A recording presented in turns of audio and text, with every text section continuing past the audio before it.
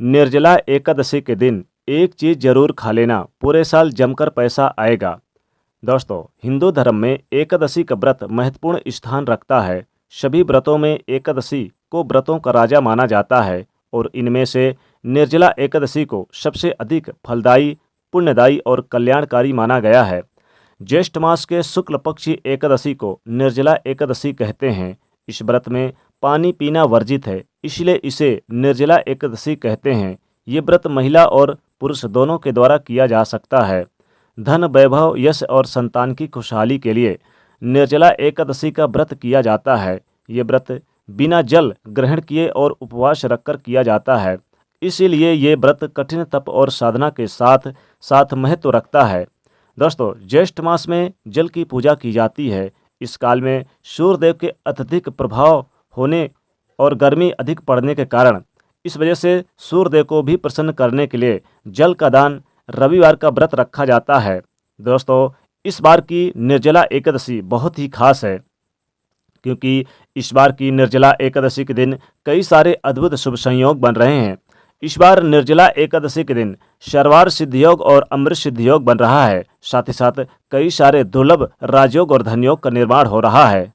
अगर आप इस दिन यह एक चीज खा लेते हैं तो व्रत का पुण्य फल तो मिलेगा, साथ ही साथ भगवान लक्ष्मी नारायण की कृपा भी प्राप्त होगी और माता लक्ष्मी कृपा से आपके घर में धन, वैभव, यश की प्राप्ति होगी। ज्येष्ठ मास में दो बड़े व्रत यानी कि माने जाते हैं, गंगा दशहरा और निर्जला एकादशी। दोस्तों, बता दें कि निर्जला एकादशी का खास महत्व है।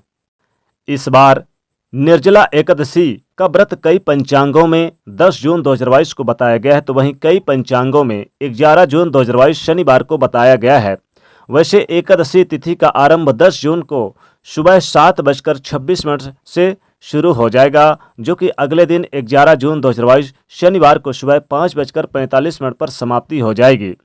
सूर्य उदय व्यापनी तथा द्वादशी युक्त जो हरिभाषा एकादशी रहेगी वो 11 जून 2022 शनिवार को ही रहेगी। 10 जून को दसवीं युक्त एकादशी है, इसलिए 10 जून को दसवीं युक्त एकादशी नहीं रखना है। जो भक्तजन वैष्णव परंपरा को मानते हैं, जो भक्तजन शास्त्रों को मानते हैं, हमारे मत को मानते हैं, वो 11 जून 2022 शनिवार को ही दिन एकादशी का व्रत रखें तथा इस व्रत का पारणा यानी कि व्रत खोलने का जो समय रहेगा वो 12 जून 2022 रविवार को सुबह 5:49 से लेकर 8:49 के मध्य आपको कर लेना चाहिए। निर्जला एकादशी पूरे साल की सभी एकादशियों का पुण्यफल प्रदान करने वाली साल की सबसे बड़ी एकादशी कहलाती है।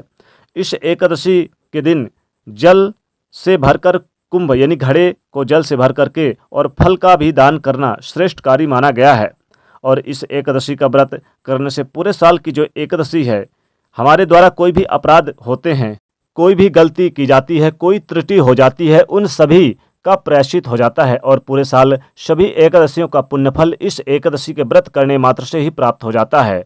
तो अगर आप अपने घर में अखंड लक्ष्मी जी की प्राप्ति करना चाहते हैं, भगवान लक्ष्मी नारायण की कृपा प्राप्त करना चाहते हैं, तो आपको एकादशी के दिन आपको यह एक चीज़ जरूर खा लेना है, क्योंकि एकादशी जो निर्जला एकादशी होती है, ये निर्जला यानी कि बिना जल ग्रहण किए भी किए जा सकते हैं।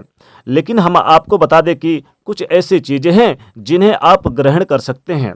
जब आप भगवान लक्ष्मी नारायण की पूजा करेंगे इस दिन, तब आप उन्हें थोड़ा सा यानी कि जो शुद्ध जल लेंगे, जो आचमन करेंगे, उसमें तुलसी दल जरूर डाल दें और तुलसी दल डाल करके पहले तो आप तुलसी दल भगवान को अर्पित कर देवे और तुलसी दल अर्पित करने के बाद भगवान से वही तुलसी उतार करके इस जल में आप रख देवे।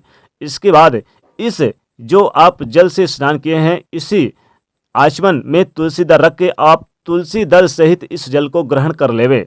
ऐसा करने से आपको कोई दोष भी नहीं लगेगा और एकादशी निर्जला एकादशी के पुण्य फल की प्राप्ति भी होगी और भगवान लक्ष्मी नारायण की कृपा से आपके घर में धन, वैभव, यश की प्राप्ति होगी। कभी भी धन की कमी आपको नहीं महसूस होगी।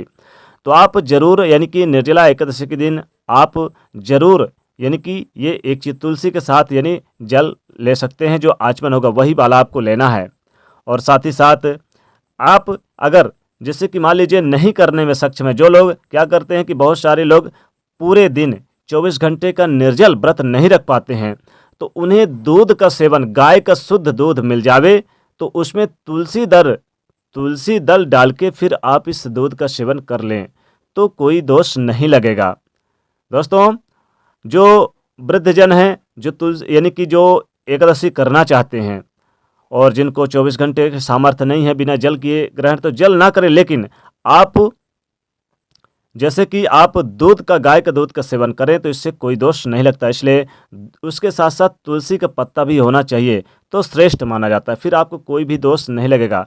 और अगर आप जैसे कि बहुत सारे लोग नहीं कर पाते तो उन्हें फिर फल वगैरह ले लें, लेकिन फल वही लेना है जो आपको भगवान को अर्पित करना है।